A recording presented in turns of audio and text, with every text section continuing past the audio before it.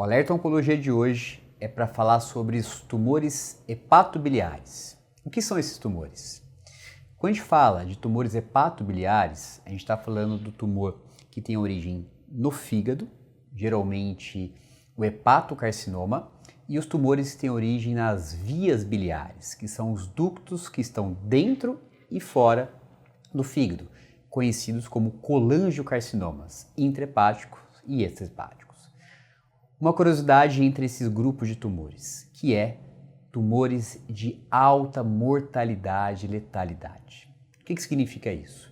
Infelizmente, uma grande parte dos pacientes que fazem o diagnóstico desse tumor acabam falecendo por conta dessa neoplasia. Por que isso acontece? Muitas vezes, na grande maioria das vezes, pelo diagnóstico tardio.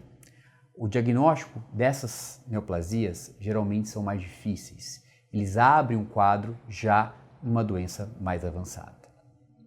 Mas quais são os fatores de risco para essas doenças? Eles são diferentes. Os tumores que nascem diretamente no fígado, os hepatocarcinomas, têm uma relação direta com inflamações crônicas no fígado, a cirrose hepática. E os fatores que levam à cirrose são principalmente as hepatites, hepatite B, hepatite C, exposição excessiva ao álcool e também, cada vez ganhando mais força, a doença gordurosa do fígado, a esteatose, de forma prolongada durante a vida. E isso causa uma inflamação crônica, levando à formação do carcinoma hepatocelular. Já os tumores de vias biliares, os fatores de risco são menos conhecidos. Geralmente são alterações que levam à inflamação crônica dessa localização. E um principal fator é a colangite esclerosante primária.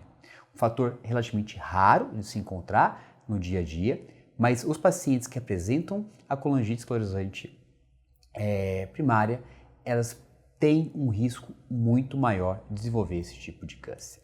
Lembrando que esses tumores são agressivos.